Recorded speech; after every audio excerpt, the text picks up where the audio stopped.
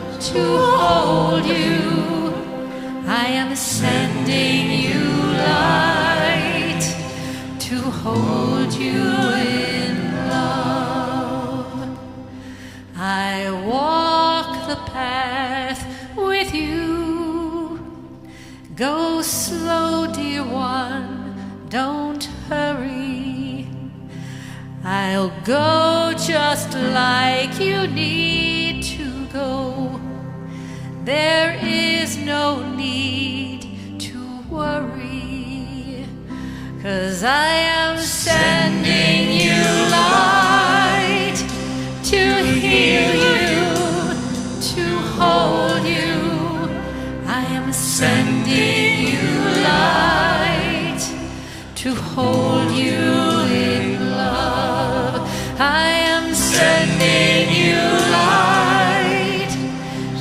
heal you, to hold you. I am sending you light, to hold you in love. I am sending you light, to hold you in love.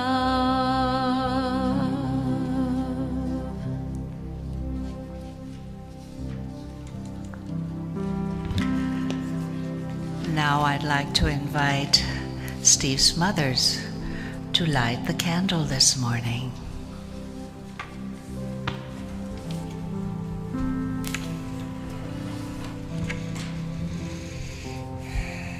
I dedicate the lighting of the candle today to perseverance.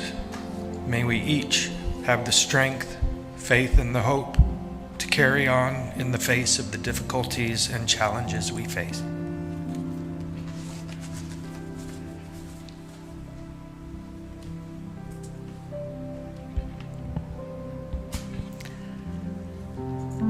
So bless you all for being here this morning in spite of the challenging weather. It's good to see so many of you here. So let us open with prayer. God's cleansing, healing, purifying love flows freely through every part of my body, renewing and restoring me.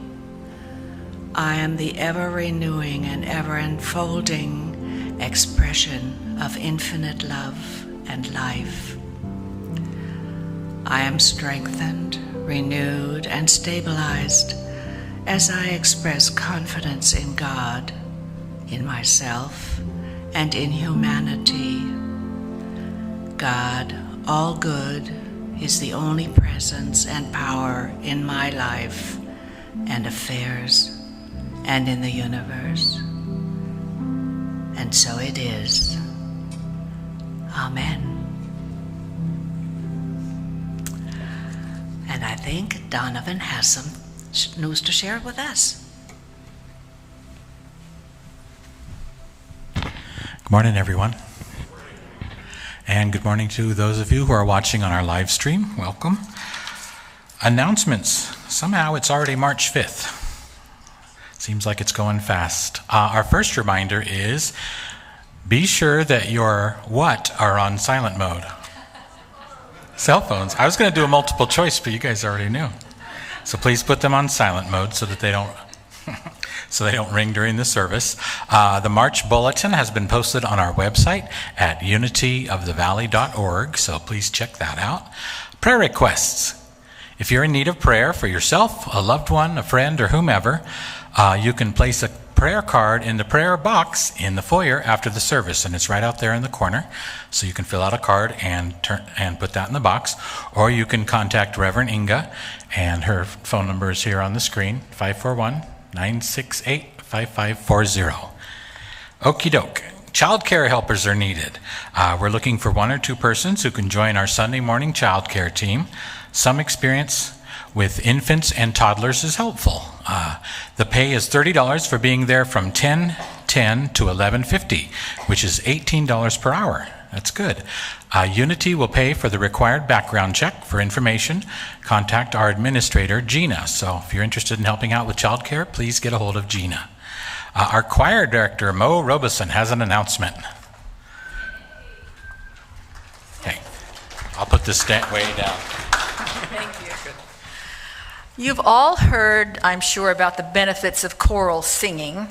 More and more stuff is coming about it, and I just want to remind you of a few things. That singing, specifically singing in a group, releases endorphins, which reduce stress and anxiety levels and contributes to a positive mental attitude.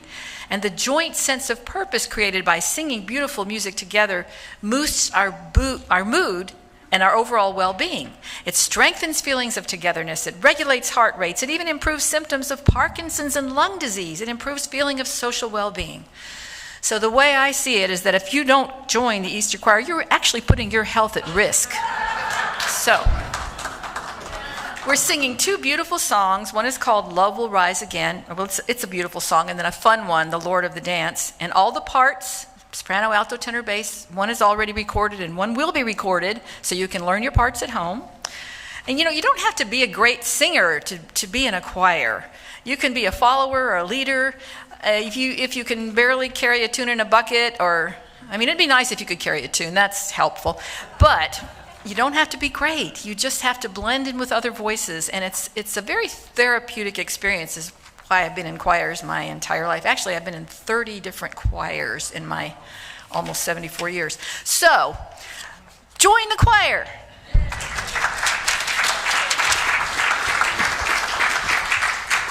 Thank you, Mo.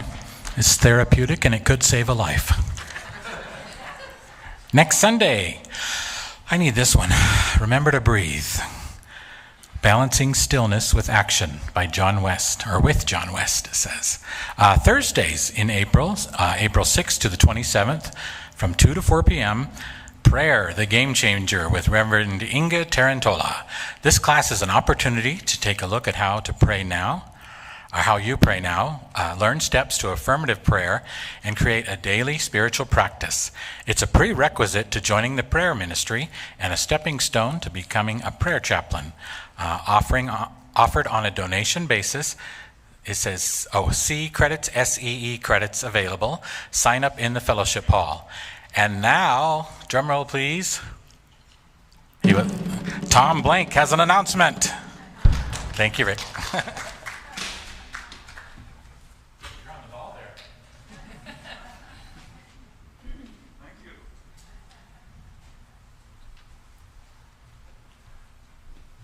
It's been 3 years.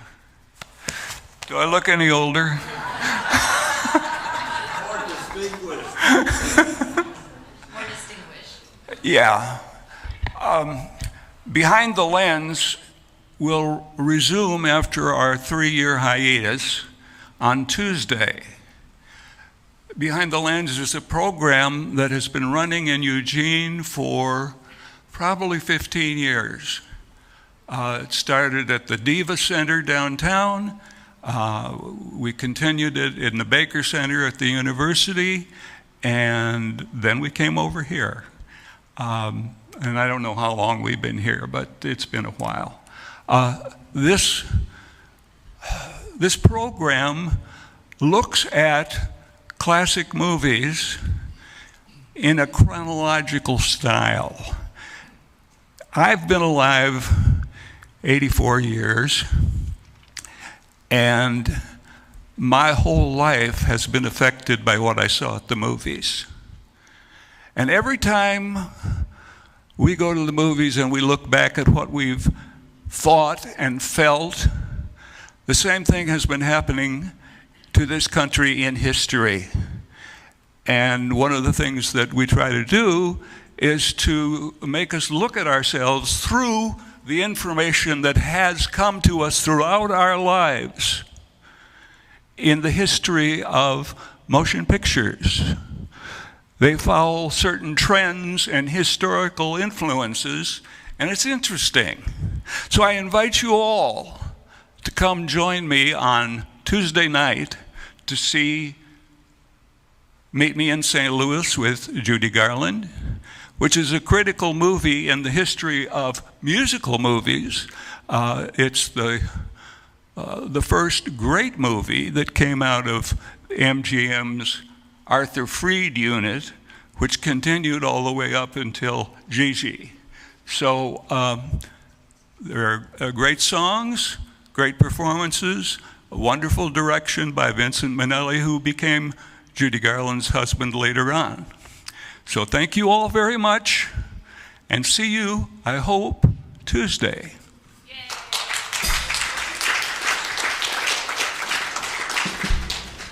Thank you, Tom. That sounds like a lot of fun. And my next announcement is that Laura Dubois has an announcement. All right, in a very different spirit here. A week ago, our beloved congregants, Andy and Allison's daughter, Emma, was in a horrible, tragic car accident. And Emma is recovering, but her life partner, Mel, passed away. And we have a meal train set up so that we can support the family during this time of deep grieving. And if you'd like to participate, all of the information is there online. I think it's a beautiful way for us to come together. It's so hard to know what to do at a time like this. Of course, we're praying for them and seeing them restored to health and wholeness and knowing that they are loved. But also we can cook food for them, because that really does take a lot of pressure off of people. So please consider participating in that. And I do have a beautiful message from Allison to read to you. She said, I just wanted to update you all. We came home from the hospital on Wednesday. Emma's physical pain is much better. She's just very limited mobility. She had to have surgery on her leg. She's working through her intense grief for Mel, for their home, and her future with so much grace and courage. She so appreciates, as do the rest of us, all the love and support. We are surrounded by amazing family and friends who are wrapping us in love and support. We love you all and thank you from the bottom of our hearts. So let's take a moment just to see Emma, see her smiling, see her feeling peace and feeling the support and love of this community, and let's also hold the entire family, especially Allison and Andy, also in that space of healing and divine light. And speaking of divine light, we know that divine spirit is working in all situations. We don't always know why it has to be so difficult, but we do have that faith. And with that knowledge comes a sense of inner peace and joy.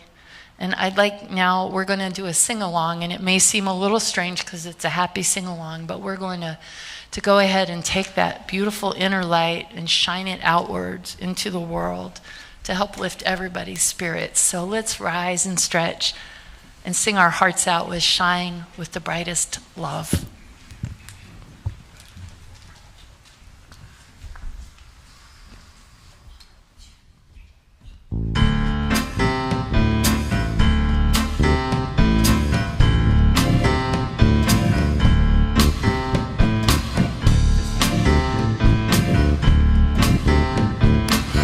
The sweetest summer day, I can feel the warmth of a holy flame rising up inside my heart, where it melts away any fear or pain. Like an island in the sun, underneath the blue sky of heaven, I'm a land of joy and peace. And I see that flame blazing everyone.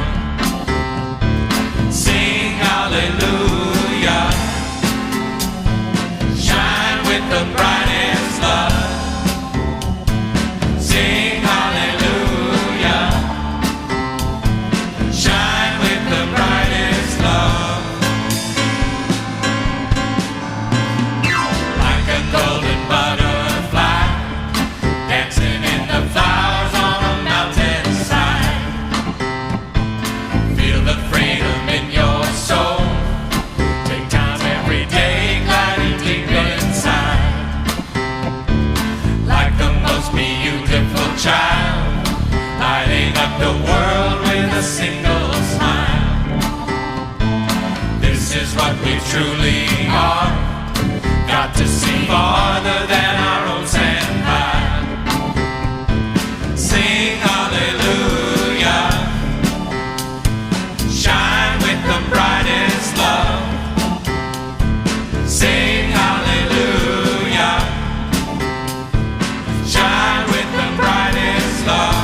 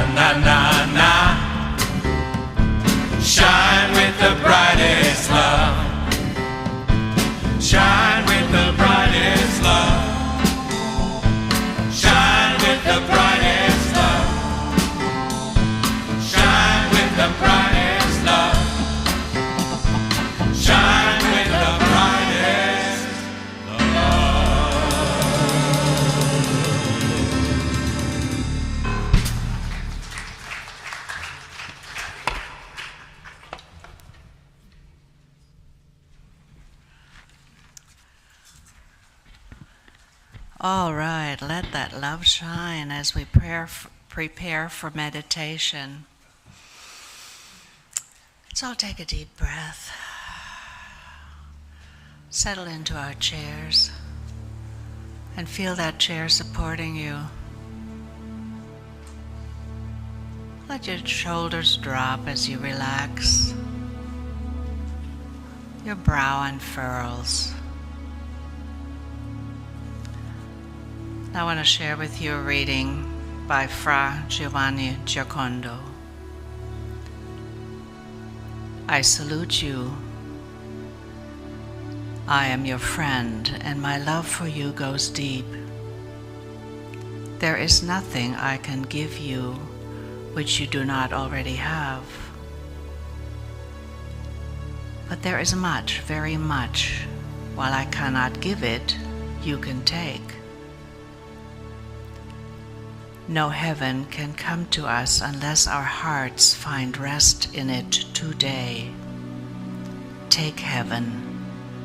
No peace lies in the future, which is not hidden in the present little instant. Take peace. The gloom of the world is but a shadow. Behind it, yet within our reach, is joy. There is radiance and glory in darkness, could we but see. And to see, we have only to look. I beseech you to look. Life is so generous a giver, but we, judging its gifts by their covering, cast them away as ugly, or heavy, or hard. Remove the covering, and you will find beneath it a living splendor, woven of love by wisdom, with power. Welcome it, grasp it, and touch the angel's hand that brings it to you. Everything we call a trial, a sorrow, or a duty, believe me, that angel's hand is there. The gift is there, and the wonder of an overshadowing presence. Your joys, too, be not content with them as joys. They, too, conceal diviner gifts. Life is so full of meaning and purpose, so full of beauty beneath its covering, that you will find earth but cloaks your heaven. Courage, then, to claim it. That is all. But courage you have, and the knowledge that we are pilgrims together, wending through unknown country on our way home. And so it is. Amen and amen.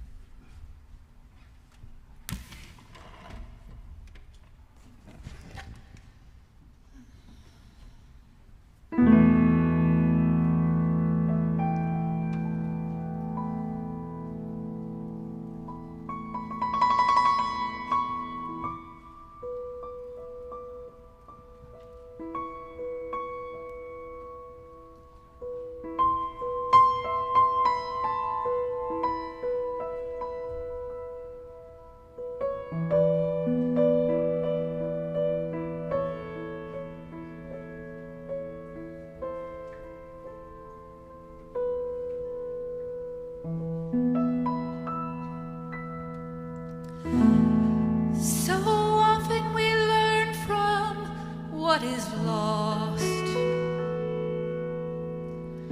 So often our growing comes with pain. God, give us see your plan. God, give us the courage to love again. Each life has its moments of darkness. Each life has its times of impossible pain. We don't always know why.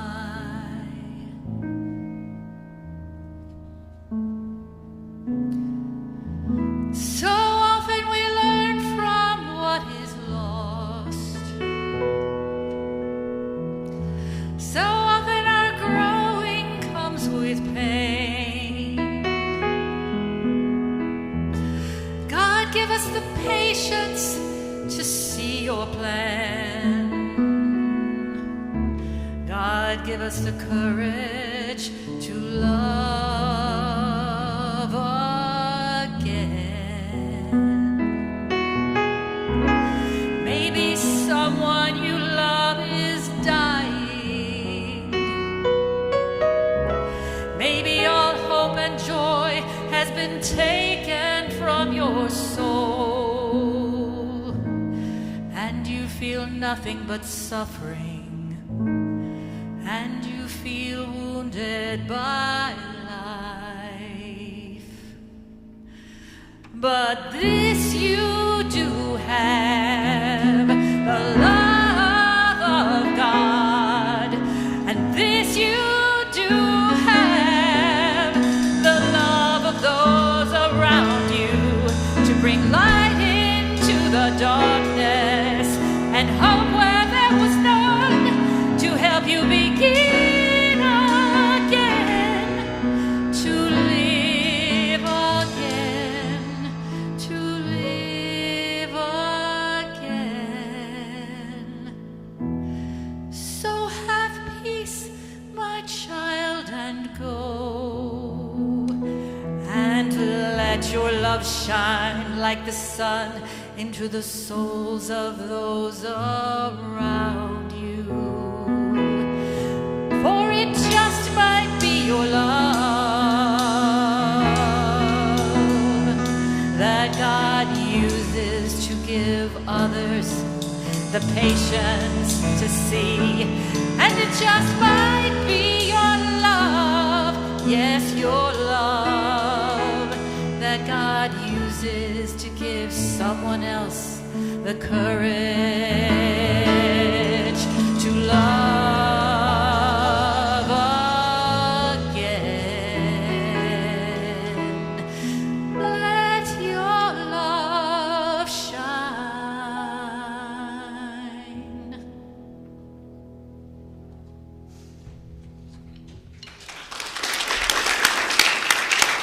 I have to say a few things about that song. Laura wrote this song, so not only is she a big talent, but she has the biggest heart. She wrote it to comfort her mother at the death of her grandfather, and it was very many years ago, and just now revived it, and I'm very privileged to have been able to sing it. And Mo, I want to thank you because she learned that in 3 days with no rehearsal until today, so thank you, Mo.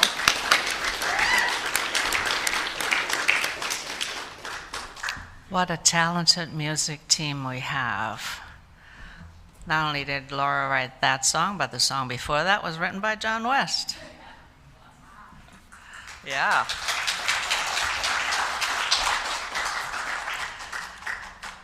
So the last words of that song, the courage to love again and to let your love shine, are the perfect segue to what I want to talk about today.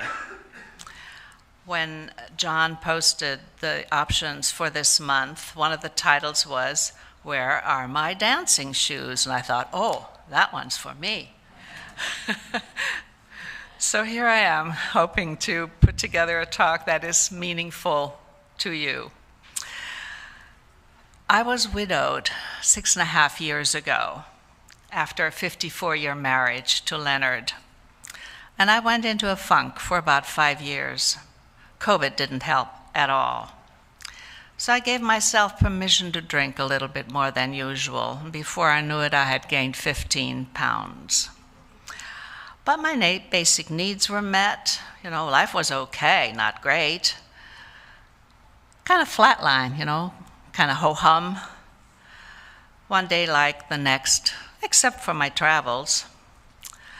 I had my family, I have my friends, I have this spiritual community.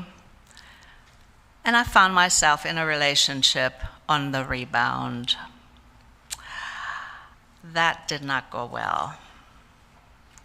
And bringing that to a close was difficult, but we're still friends. So a year ago, I decided to join a social organization here in town, the Altaires, and another one last month, the Elks in Eugene. And that got me to meet new people, got me out of the house, and got me social dancing. Now, I love ballroom dancing, but my husband didn't. So for many years, that kind of went to sleep. But at Altaires, I met a new dancing partner, and we're having fun. We've been taking lessons, and he's also my good travel buddy. So we've taken these classes, and I'm looking forward to more, and there are dances going on in town all the time, so it's a fun opportunity to go out and get some more good exercise. In fact, Friday night was dancing, last night was dancing. It's like I've been given a new lease on life as I come out of my funk. Not only dancing, but I lost the weight, I have a social life, went for a new haircut, and took care of some delayed dental work, and got my hearing aids. So next year, at this time, I extend an invitation for all of you to join me to celebrate my 80th birthday next year. So where are my dancing shoes? Right here. I take good care of them because they are thin leather soles, special for dancing in their own little bag. Denise knows all about that, don't you? All right. So science assures us that we can live healthy, happy lives well into our 90s and beyond. The big question is, what matters to you? What might you want to do to live to 100 and beyond? What makes your heart sing? What gives you joy, meaning, purpose? And what is Spirit asking you to do? Well, I asked Spirit that question, and I should know better. I said, what's my next assignment? And it's like the floodgates opened. The answer came. 3 memorial services, a number of people in crisis, serious feelings of isolation and depression. So I got my assignment. And it's like, okay, Spirit, I guess that's my answer until I get new marching orders. So a number of books have come into my life very recently, not coincidentally, I'm sure. Spirit has this peculiar sense of humor.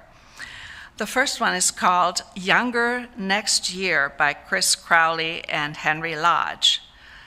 It's kind of funny, and it's written in various versions. One is for women, one is for men. So in a nutshell, he says, now that you're retired, make exercise your full-time job. And to the ladies, he says, so if old Fred doesn't want to join you, go anyway. So I am. So I'm taking that advice and enjoying the exercise. The second book is called Disrupt Aging by Joanne Jenkins, who is the CEO of AARP. And she says, do not give in to cultural ethos that does not fit. Don't let yourself be defined by your age. Let's embrace our age and make the most of it. We are affected by how we view and talk about aging. So I was raised in Germany, where the culture and the family in a small town were dominant. And the message always was, toe the line, act your age, And when you hit a certain number, you're expected to act this way or you will be ostracized. So we need strength and courage to buck the system, but not everybody is ready to say, as Red Butler did in Gone with the Wind to Scarlett, quite frankly, my dear, I don't give a four-letter word. Well, I'm the quiet rebel. I simply left Germany. The third book is I've Decided to Live 120 Years by Ilchi Lee. And I have those CDs rather than hard copy at home. He is another best-selling author. I spent a week at his retreat center in Sedona, and that was a very good experience. His message is much the same, with an emphasis on setting clear intention and make sure that every step you take goes in that direction. Live as though you fully expect to live 120 or whatever your goal is. If we were to live 120, that would mean that for most of us, it would mean many more years to look forward to. The first half was devoted to careers, establishing a home, raising a family. So what do you want to dedicate the second half of your life to? He thinks it's about consciousness, completion, fulfillment, and satisfaction. When we fulfill our purpose of service to others and find meaning in life, we find joy and peace of mind. The fourth source I have is called Forever Young, and I have it on my Kindle, on my phone. And it is by Dr. Mark Hyman. And the subtitle is The Secrets to Living Your Longest and Healthiest Life. Dr. Hyman is the founder and senior advisor of the Cleveland Clinic Center for Functional Medicine and 14 times a New York best-selling author. What he said in his most recent book is this: much of our lives we spend building, making, and creating marriage, children, career, friends, and a few vacations. But imagine that you arrive at 60 stronger, fitter, healthier, wiser, smarter, and more energetic than you were at 40. Imagine you have another 60 to 80 years left to live of a vibrant, highly engaged, functional life. What would you do? How would you spend it? He says, I just turned 63 and I'm stronger and healthier and far wiser than I ever imagined I could be by applying the science of healthy aging to myself. As I look out over the horizon, I can now give myself those things that matter most to me, my family, my friends, teaching, and helping to bring the future of medicine and healing to the world. To me, the answer of why is simple: love and service, to learn and grow and evolve my soul. We finally reach our golden years. We are spent, tired, and often sick. 1 in 6 Americans has a chronic disease. No wonder so few want to live to be more than 100 years old. Aging seems to bring inevitable dysfunction, disease, and death. Aging is scary. But what if instead you could live to be 120 years old? Go for a hike with your beloved, swim in a mountain pond, cook and eat a delicious meal, make love, and then just drift blissfully out of life. That's how I want to go, he says. Well, I'm with Dr. Hyman. I'd love to do that too. Finding purpose and meaning now and forward, however long that is meant to be. Meaning and purpose. That's what allows us to truly live a joyful and rewarding life. How best to take care of mind, body, and spirit. So let's start with mind, because that's where it really all starts, in the mind with a thought, and the body will follow. What we focus on grows stronger. The Buddha said, the secret of health for both mind and body is not to mourn for the past, not to worry about the future, or not to anticipate troubles, but to live the present moment wisely and earnestly. And on inner peace, I found this from Sri Sarada Devi. I tell you one thing, if you want peace of mind, do not find fault with others. Rather, learn to see your own faults. So we are now in the season of Lent, and you've heard me say it before, abstain from negative thinking. Forgiveness, don't hold grudges, anger, bitterness, and resentments. It's toxic. The Mayo Clinic says this, when someone you care about hurts you, you can hold on to anger and resentment or embrace and move forward. Consider how letting go of grudges and bitterness and forgiving someone can lead to physical, emotional, spiritual well-being. Who benefits when you let go? You do. Be willing to let go. Be willing to start. Create an opening, and Spirit will do the rest. You can surround yourself with positive people. Make time for fun and play. Get it on the calendar. It's too easy to just live one day after another and fritter away our time. Don't dwell on the news, at least not the bad news. It's okay to be informed, just don't stay there. It's good to learn something new, to keep the brain in shape, to take classes. Relationships are so important, and singing, as Mo said. All those authors were in choirs, I'm sure. That may well be true.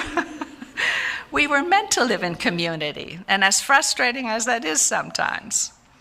But the media is full of stories and examples of how having a meaningful relationship in our life promotes health, happiness, longevity in all areas of our lives. So, let's talk about the body. Self-care is important. I write that with a capital S. And the more time I spend in ministry, the more I realize how important self-care is. So take time to read a good book, watch a fun movie, time out with family and friends, take a nice hot bath. Now maybe a massage. Maybe your insurance company will pay for your massages. Rest and sleep. Before it's time to go to bed, it's a good idea to just let yourself slow down so you're in a frame of mind to go to sleep. Exercise. Try to get a good routine going. Make it fun. Find buddies to go exercise with. 5 days a week if you can. Diet. Dr. Hyman is really focused on eating right. Food is medicine, he says. Fat is not the enemy. Sugar is the enemy. My kids are teaching me, heredity works in both directions. Now they're teaching me. Stay away from processed foods. Fresh is the buzzword.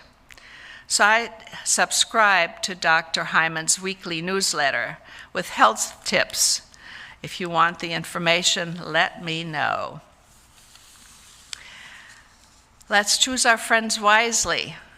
Those who like to discuss spiritual topics. Groups that are focused on spirit, with Reverend Dick's class, for instance, or A Course in Miracles. Join a service organization. You'll feel so good about helping others. There's something called third eye seeing, and this is something I read about. Richard Rohr is the one who wrote this article on third eye seeing. He starts out with a quote from The Little Prince, written by Antoine de Saint-Exupéry. It is only with the heart that one can see rightly. What is essential is invisible to the eyes. So in the 11th and 12th century, there were two Christian philosophers, Hugh of St. Victor and Richard of St. Victor.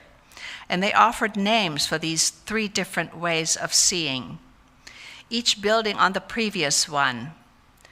The first was the eye of the flesh, through thought and sight. The second was the eye of reason, meditation or reflection. The third was the intuitive eye of true understanding and contemplation. Richard describes it as knowing something simply by being calmly present to it. No processing needed. He goes on to say, this image of third eye seeing beyond dualistic vision is also found in most Eastern religions. The loss of third eye viewing is the basis of much of the short-sightedness and religious crises of the Western world. Lacking such wisdom, it is hard for churches, governments, and leaders to move beyond letting go. The desire for control and public posturing. Everything divides into dualistic opposition, like liberal versus conservative, as vested interests pull against one another. Truth is no longer possible at this level of conversation. Even theology becomes more of a quest for power than a search for God and mystery. We need all three sets of eyes to create a healthy culture and a healthy religion. So I want to read you a translation, or the translation by Sunny Hills on the 28th Pauri of Japji. He shared this with us during a Saturday morning meditation time. Let contentment be in my smile, humility in my voice, and meditation on my breath. Let remembrance of death be my secret gift, virtue, and innocence be my essence, and trust my foundation. Let the fellowship of humankind be my highest order of yoga, and the conquest of my mind be the conquest of the world. I bow to this. I bow, O primal perfection, unborn, undenying, oneness of all, ever present, everywhere, throughout all space, all time, all existence, within all human beings, and within all life.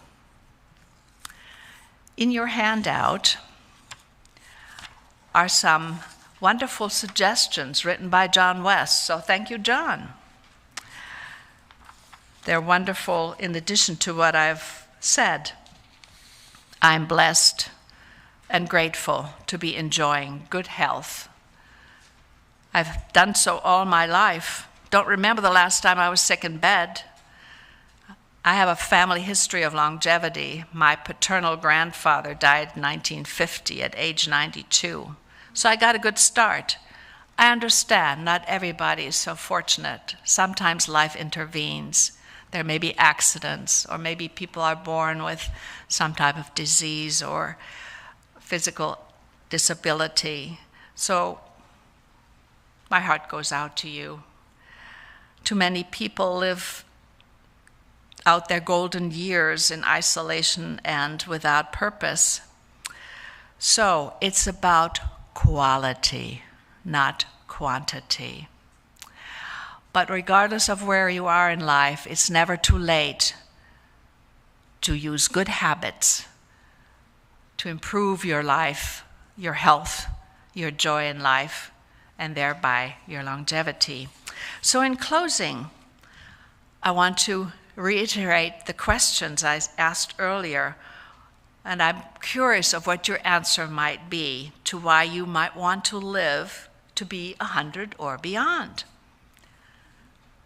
What is your purpose? What brings you joy?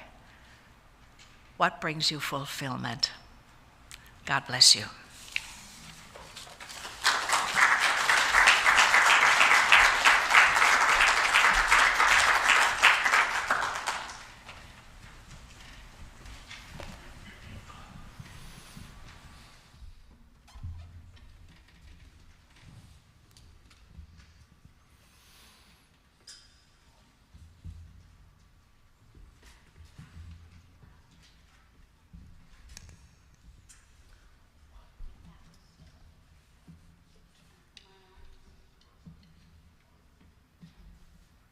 That was so inspiring. Thank you so much.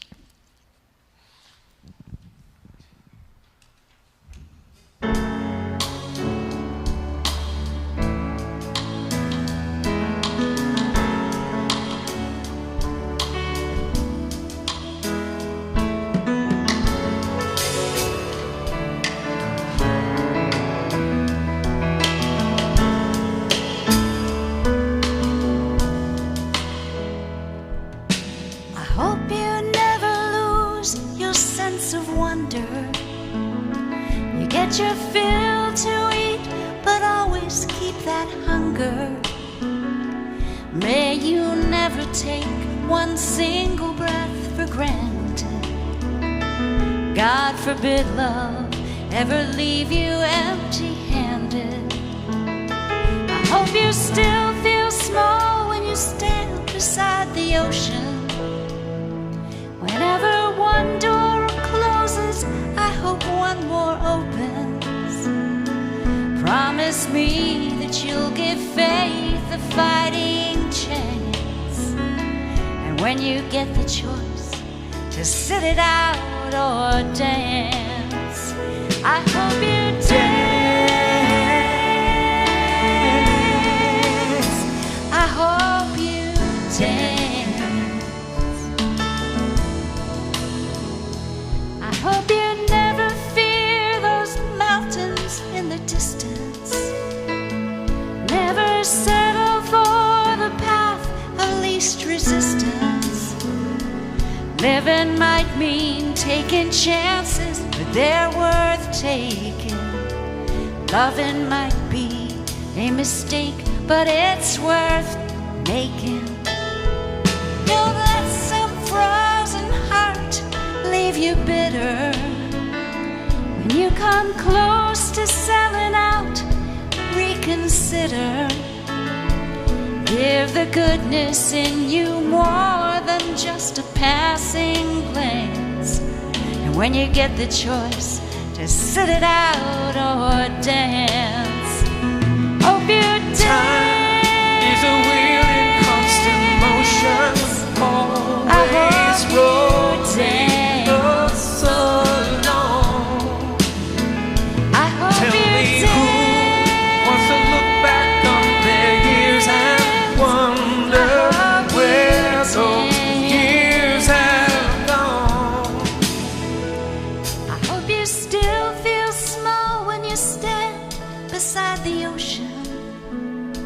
Whenever one door closes, I hope one more opens. Promise me that you'll give faith a fighting chance. And when you get the choice to sit it out or dance,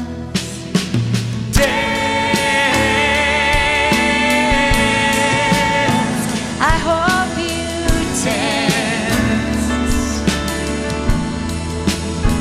I hope you dance. Time is a wheel in constant motion, always rolling us along. Tell me who wants to look back on their years and wonder where those years have gone. Tell me who wants to look back on their years and wonder where those years have gone.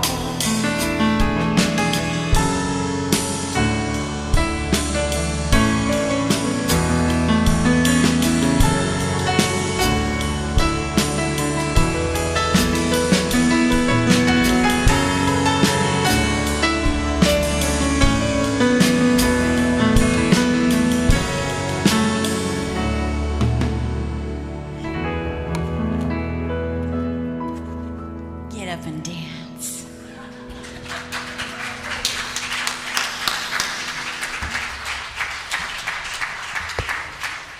Yeah, let's dance. So with that, let us take out our love offerings so we can bless them as we feel what's moving inside of us. So much to be grateful for. So as the ushers collect your lovely gifts that sustain this beautiful spiritual community, let us say these words together. Divine love through me blesses and multiplies all that I have, all that I give, and all that I receive. I give in love and I trust God. And And I trust that my music team's going to come up here to sing this song. Okay.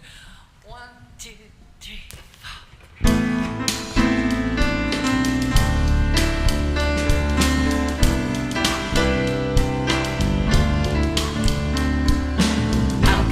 Serve today, sweet spirit. How can I serve today? Speak in ways that I will understand. Where you lead me, I will follow. Where you lead me, I will go.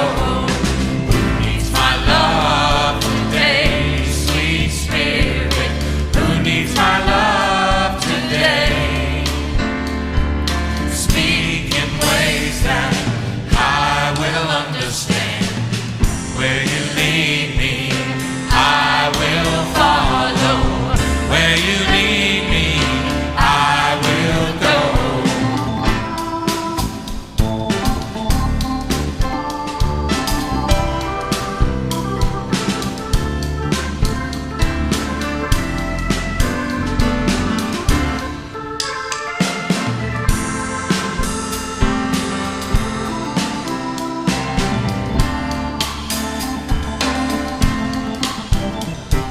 How can I give today, sweet spirit? How can I give today? Speak in ways that I will understand. Where you lead me, I will follow. Where you lead me, I will go. How can I serve today, sweet spirit? How can I serve today? Speak in ways that I will understand. Where you lead me, I will follow. Where you lead me, I will go.